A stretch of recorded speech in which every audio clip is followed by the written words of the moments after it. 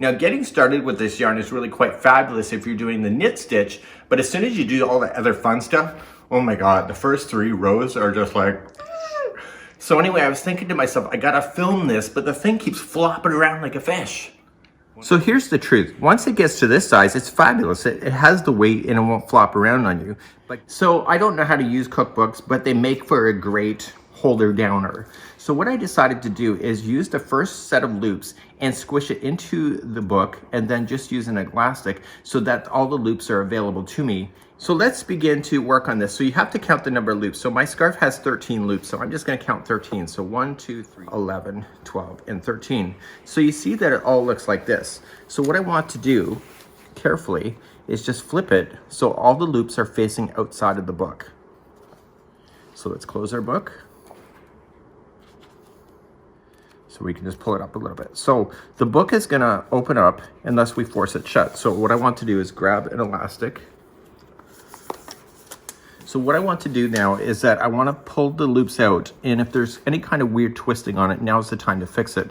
So each one of these loops should look like a little horseshoe. So you see that's a horseshoe. This one here's got a turn, so just kind of flip it a bit. And so you want them all nicely like a waterfall coming outside the book, like so. Isn't that pretty cool? So what I want to do is that I want to put the yarn away from me, so like this, and I want to put the book between my legs, like so, and sit back on your sofa and let the book just come down and take the yarn and put it up over your shoulder. It doesn't matter which one. Just put it up over your shoulder so that when you're feeding this, the yarn can just sweep in and out. So the seed stitch requires you to knit and purl, and that's why it's up over my shoulder. So I'm gonna take the first one and I'm gonna feed it through this side, like so, okay? And then I'm gonna take this, because it's on my shoulder, I'm just gonna pop it over the top of the book and grab the next loop that's available and feed the next loop through, like that.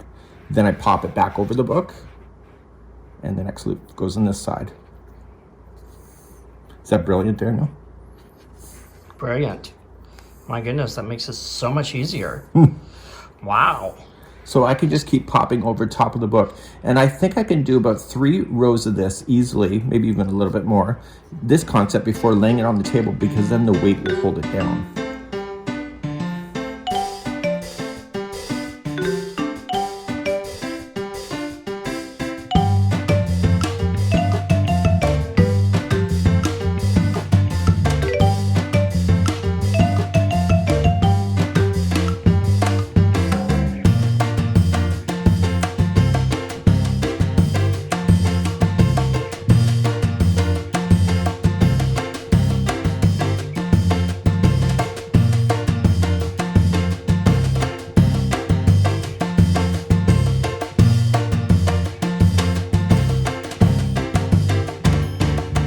Now that I've gone all the way to the end, I'm good to go. So it doesn't make sense to keep this here. So what I want to do is just grab the book and turn it like so.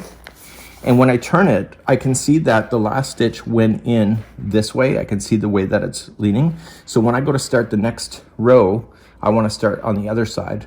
So I'm just changing the direction. So I'm just going over. See, and that makes that loop fall to that side. And I come back to this side, grab the next loop, and keep doing that.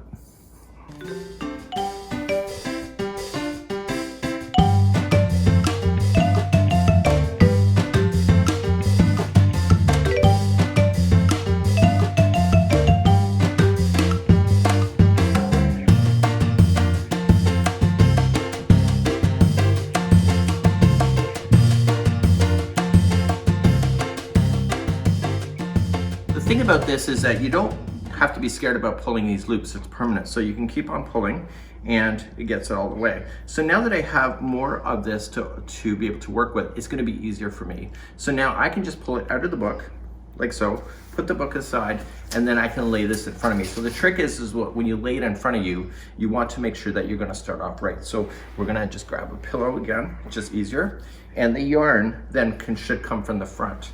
So because I'm gonna knit in this direction, this yarn here should be in the front in the same, so I can just scoop it up or push it back through. So you can see on the first loop here, it's coming towards me, therefore it went through the back. So my first stitch here must be from the behind.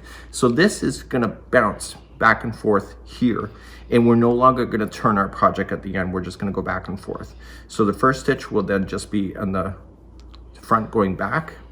And you see how that wants to lean this way from my angle? I can't see it, so just kind of pull it up and just toss the yarn in the back and bring it through and toss. And just keep working it like that. So this particular scarf has 4 balls, so I'm gonna put a video at the end of this video on how to change over the balls when you're switching over. And also there is really easy just way of doing the tassel work, which I'll show you that in a moment as well. So you just wanna keep going back and forth until you get the satisfied length of it, and then you're good to go. And this is the seat stitch. So eventually you'll have the whole length of this done and you will have some loops left over. So I'm gonna put a binding off or casting off video at the end of this to show you how to do that to go across. But you're also going to need to do the fringe. So to do the fringe, you have the loops and you're thinking how you do those long fringe. All you just need to do, it's about 16 inches. So you just cut the loops right at the base of the loop where it's joined. So it's right there as the join. And if you run the scissors to it, you can feel it. And you're just opening up the strand. Now that I have the fringe, I'm just gonna fold it in half like this. And I am going to take it from the front to the back. So down through. So both strands are coming out of the front. And I'm gonna just take those both strands and put it through that loop and pull it. And by doing it this way, you end up with that cross line that is on the front side of the project. And so you'll do the next one like that and all the way across, and then you'll do the other side of the scarf. And it's a pretty neat concept, and it's really quite fabulous. So until next time, it's Mikey on behalf of the Crochet Crowd with my friends over at yarnspirations.com.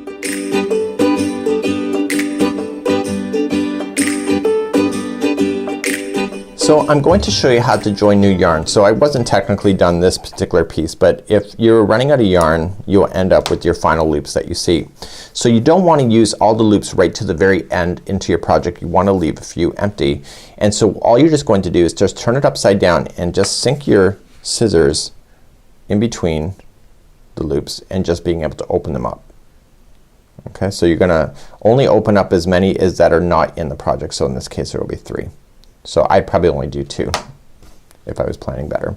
So this strand here is going to be left over and we're going to deal with it later. So you're going to grab your new yarn from a new ball, and if you have any damages inside the ball that one of the loops is broken, this is how you would do it as well. So you're just gonna open up probably 2 loops. And what you want to do is really quite simple, is that you want to look at the distance between these loops. See, it's not very big. So you're just gonna take the one strand here and the other one, and you're just gonna tie it together in a knot.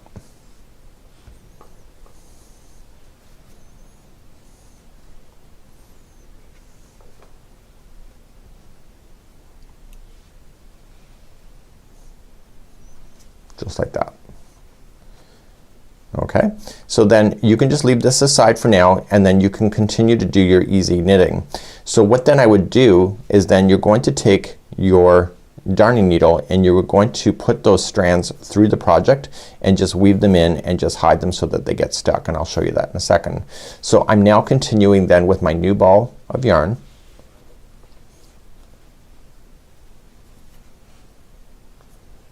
And it's like I haven't even cut it at all, so it won't even show.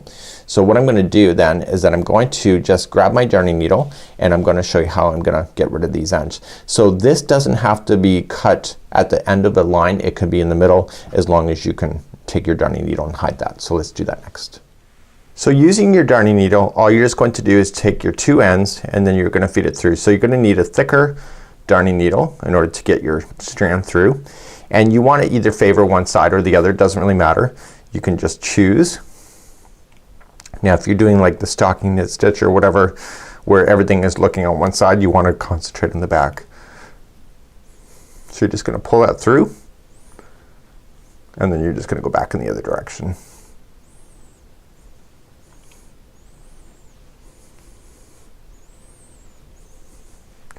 And once you're satisfied with that, I probably recommend 3 times if you're 3 times is a charm. You want to do it so that you're not impeding any of these loops, and then you're going to cut that right down.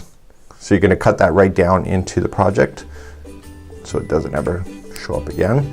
And then you're going to take and do the same thing to the other one that's available to you. Just weave it in and out, and therefore you'll never see the stopping and starting of a yarn ball.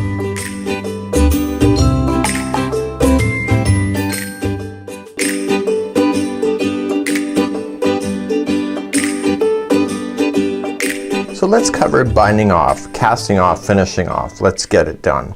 So what you want to do is that you want to concentrate to the side where the strand is going. So you can bind off this way or that way. It doesn't really matter. So what you want to do is that you want to take your last one. So if this is over here, you're going to start here. And you're going to just pull it up and take the second loop and pull it through. And just hang on to that second loop.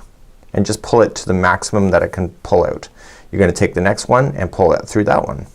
And you're going to continue to do that all the way across your project. Just like that. And you're going to get to your very last one. So now what do? Well, now you can just cut your yarn here. So what I do is that I would cut 2 loops away. So cut on the opposite side of the 2. Now you're going to take those 2 loops and you're going to open them up. So just coming down into the base. Don't cut like in the middle of a loop. You want to cut down to the base because that's where the strand is attaching. So you'll feel it with the scissors. See? And it's just opening up. So cut down. And there you go. So you're going to take that strand and just feed it through the final loop. And that will help lock it, but you're not quite done. So what you're going to do is take this strand here and get your darning needle and feed it through. Okay, I always favor going to the back side and just feed it through the stitch work. Try not to feed it through anywhere that it's going to become obvious that it's sitting there. Okay, so just pull it, but don't pull it to the point where it's going to warp your project, and then simply go in the other direction. And I would do that a total of 3 times. That's why I'm cutting 2 loops apart. 3 times is a charm, therefore you can just safely now cut it and you're good to go. That was how you bind off, and if you left an extra long strand at the beginning, then you can just take the same thing, put it through the darning needle and just feed it through as well. So that's how you do the bind off.